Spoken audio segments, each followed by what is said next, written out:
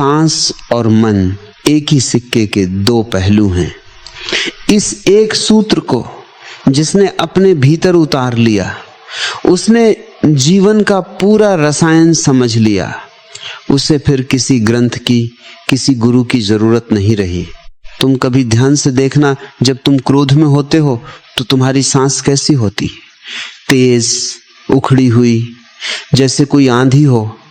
छाती में जकड़न होती है, सांस छोटी छोटी, भारी भारी। और जब तुम किसी बच्चे को देखते हो और तुम्हारे मन में प्रेम उमड़ता है, उस क्षण सांस कैसी होती है?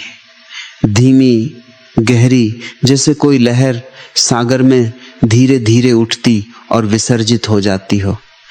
छाती खुली खुली लगती है। जब भय होता है सांस रुक जाती है, जैसे शरीर जम जाता है। जब खुशी होती है सांस गहरी हो जाती है अपने आप। जब उदासी होती है सांस भारी हो जाती है, जैसे कोई बोझ हो। यह संयोग नहीं है, यह प्रकृति का नियम है, शाश्वत नियम, अटल नियम। मन जो भी करता है सांस उसकी परछाई बन जाती है, और अगर तुमने सांस को बदला तो मन बदल जाता है। ये दोनों तरफ काम करता है।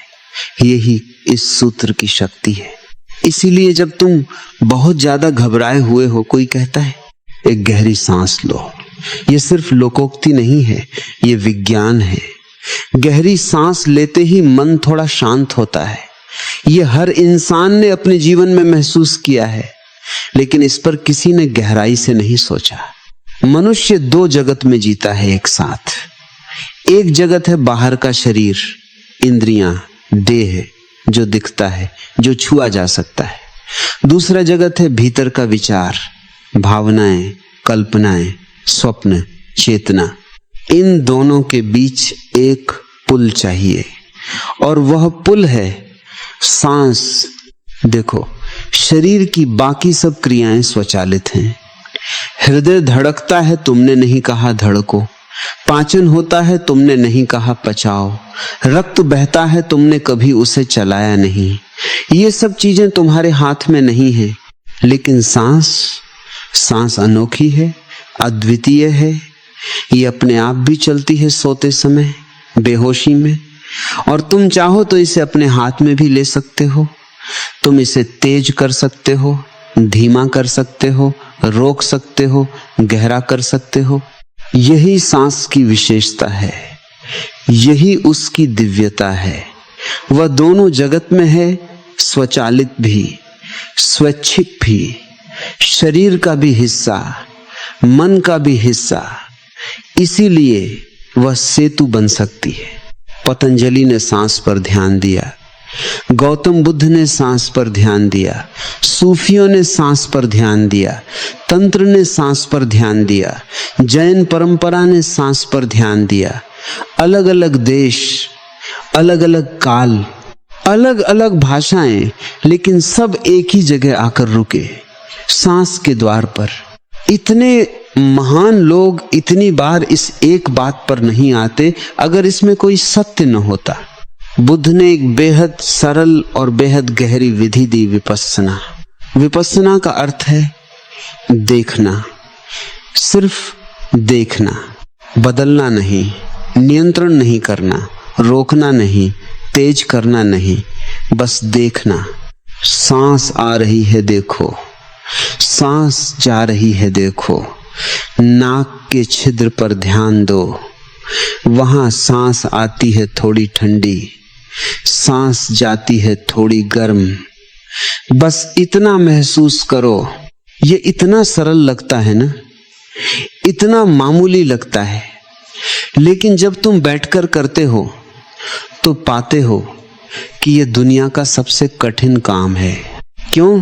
क्योंकि मन तुरंत भागने लगता है। 2 मिनट भी नहीं हुए और मन कहीं और चला जाता है। कल क्या हुआ था, परसों क्या करना है, किसी ने क्या कहा, किसी को क्या जवाब देना है, बाजार से क्या लाना है, और अचानक याद आता है, अरे मैं तो सांस देख रहा था। और बुद्ध कहते हैं ये बिल्कुल ठीक है, कोई बात नहीं, बिना किसी पछतावे के, बिना किसी निराशा के वापस आ जाओ, सांस पर लौट आओ।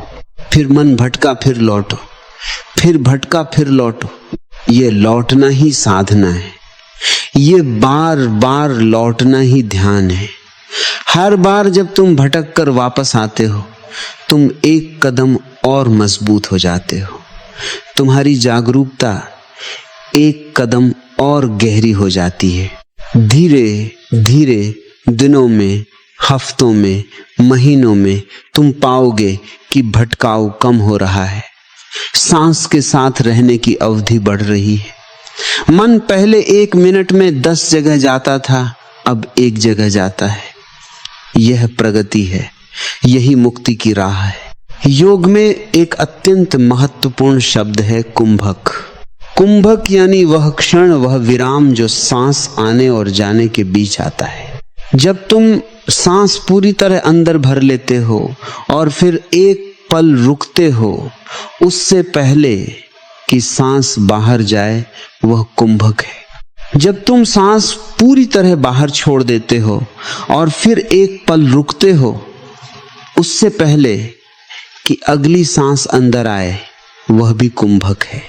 ये 2 विराम, ये 2 रुकाव, ये 2 खाली क्षण बहुत महत्वपूर्ण हैं, क्योंकि इन क्षणों में मन भी रुक जाता है। सोचो, मन क्या है?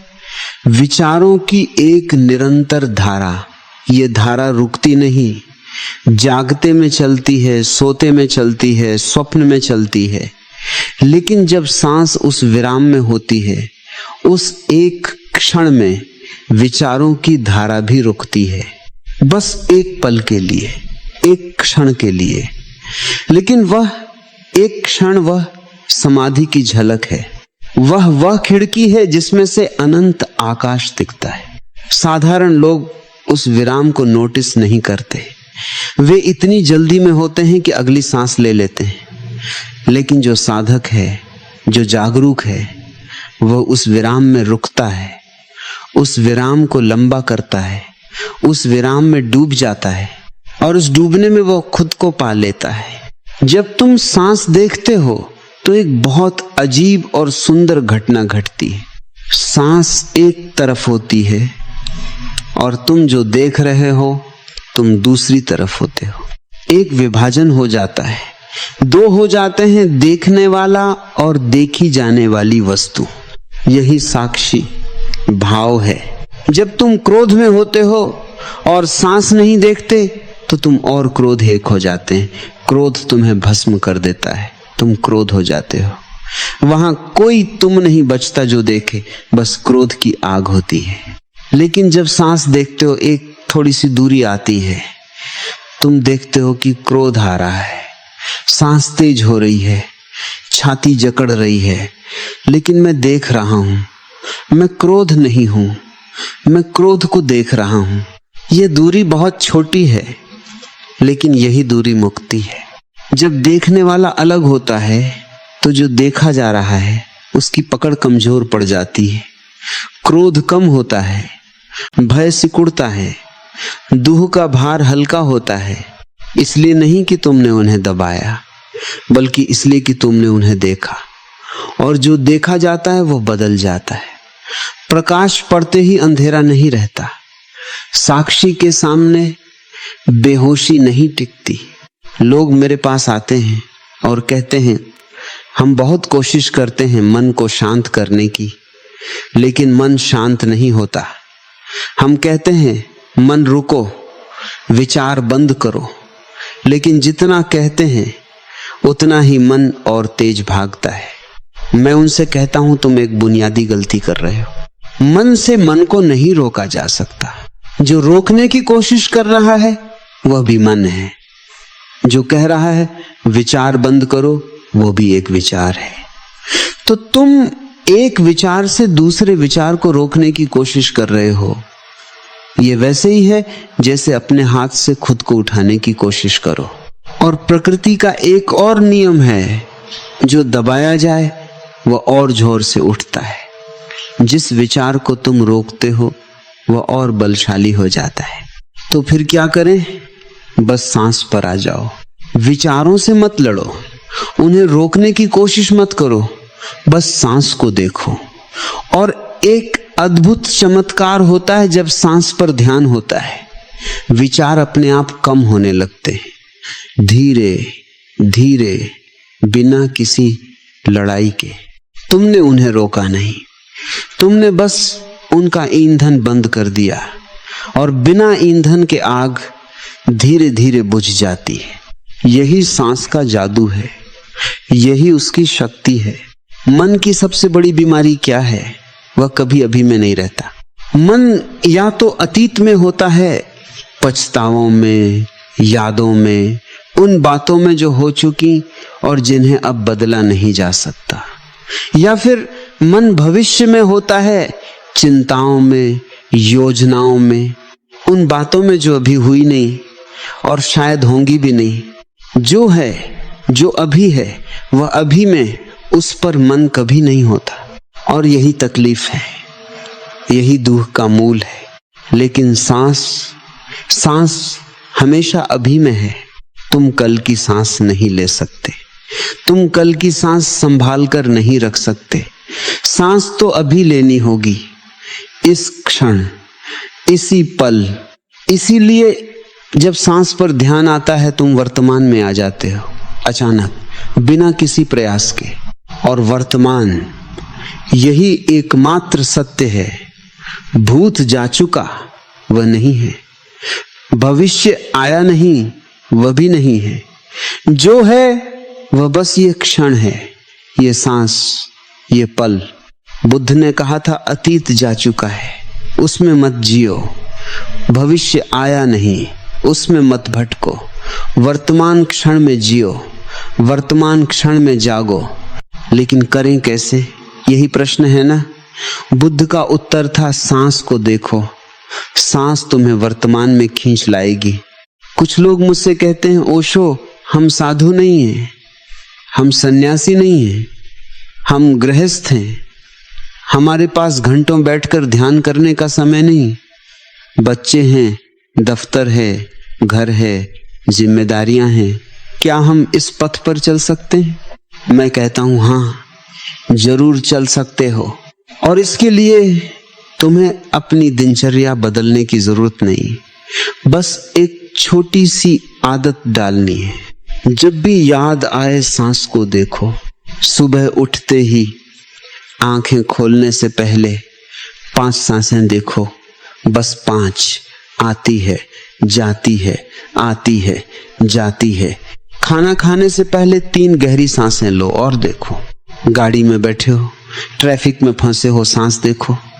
वो ट्रैफिक एक वरदान बन जाएगा, वो रुकावट एक ध्यान कक्ष बन जाएगी। किसी से बात कर, बीच में एक सांस महसूस करो।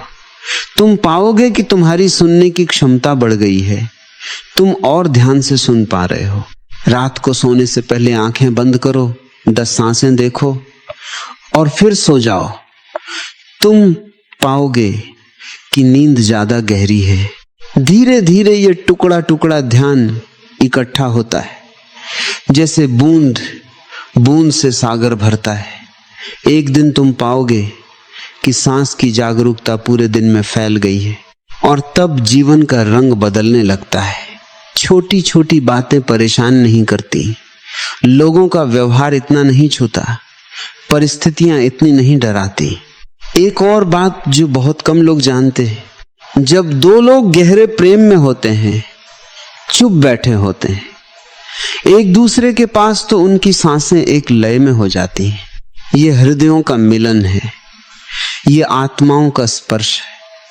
शब्दों की जरूरत नहीं, कुछ कहने की जरूरत नहीं, बस सांसें एक लय में हैं और वह मौन 1000 शब्दों से ज्यादा कहता है। और जब 2 लोगों में दूरी होती है, तकरार होती है, झगड़ा होता है, उनकी सांसें अलग अलग लय में होती हैं। एक उखड़ी हुई, एक भारी, एक तेज, एक धीमी। सांस रिश्तों का भी दर्पण है। इसीलिए मैं कहता हूं, पहले अपनी सांस ठीक करो। जब तुम भीतर से शांत होगे, तुम्हारे रिश्ते शांत होंगे। जब तुम भीतर से प्रेमपूर्ण होगे, तुम्हारे रिश्ते प्रेमपूर्ण होंगे। बाहर जो दिखता है वो भीतर का प्रतिबिंब है और भीतर की चाबी है सांस। जब कोई इस दुनिया में आता है पहला काम क्या करता है? सांस लेता है, एक गहरी सांस और उसके साथ एक रोना, जैसे जीवन की घोषणा हो। और जब कोई इस दुनिया से जाता है अंतिम काम क्या होता है? सांस छोड़ता है और वह सांस वापस नहीं आती। जीवन एक लंबी सांस है, पहली सांस से अंतिम सांस तक सांस ही जीवन है। शरीर में प्राण है तो सांस है, प्राण गया तो सांस गई। इसीलिए संस्कृत में सांस को प्राण कहते हैं। प्राण का अर्थ है जीवन, शक्ति, वह ऊर्जा जो हमें जीवित रखती है, वह ऊर्जा जो हमें चेतन रखती है। और इस प्राण को, इस सांस को जो पहचान लेता है वह जीवन और मृत्यु दोनों को पहचान लेता है। क्योंकि सांस के उस विराम में, उस कुंभक में एक झलक मृत्यु की भी है। सांस रुकी है, विचार रुके हैं, समय रुका है और वहां जो है वह मृत्यु से परे है। जो सांस के विराम में जीना सीख जाता है वह मृत्यु से नहीं डरता। और अब सबसे गहरी बात, इसे बहुत ध्यान से सुनो। जब तुम सांस देखते हो तो एक प्रश्न उठता है, कौन देख रहा है? सांस देखी जा रही है, यह तो ठीक है, लेकिन देखने वाला कौन है? मन। नहीं, मन तो देखा जा रहा है।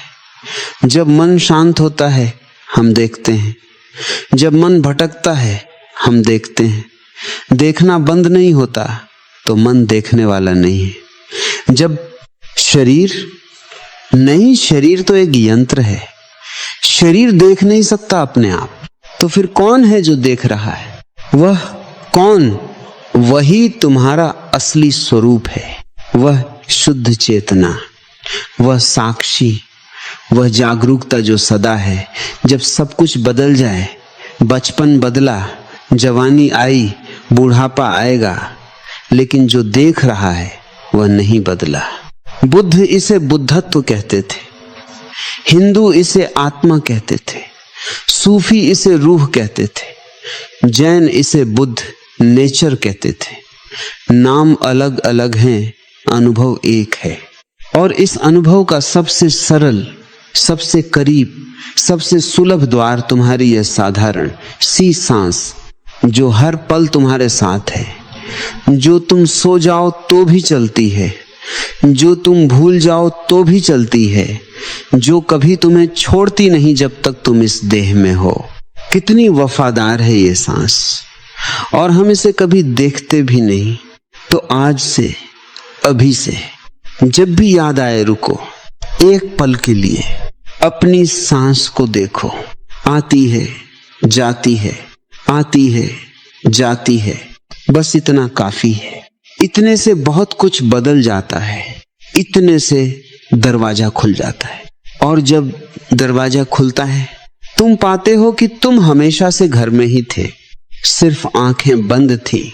जो मैं कह रहा हूं वह सुनो मत करो। अभी इसी क्षण आंखें बंद करो, हाँ अभी, और अपनी सांस को महसूस करो। नाक के पास ध्यान लाओ। सांस आ रही है थोड़ी ठंडी, सांस जा रही है थोड़ी गर्म। बस यही, बस इतना 30 सेकंड के लिए, 1 मिनट के लिए। और जब तुम वापस आओगे तुम पाओगे कि कुछ बदल गया है। थोड़ा सा, शायद बहुत ज्यादा नहीं, लेकिन कुछ, एक हल्कापन, एक सांस की जगह। यही शुरुआत है, यही बीज है। और इस बीज से एक दिन वह वृक्ष उगता है जिसकी छाया में बैठकर समाधि मिलती है। लेकिन शुरुआत बीज से ही होती है, बड़े बड़े वृक्षों की बातें करने से नहीं। एक छोटा सा बीज बोना होता है, एक छोटी सी सांस देखनी होती है। और याद रखो, यह यात्रा कभी बाहर की नहीं थी, यह यात्रा हमेशा भीतर की है। और भीतर का रास्ता वही सांस है, हर पल तुम्हारे साथ, हर क्षण तुम्हारे पास, बिल्कुल मुफ्त, बिल्कुल करीब।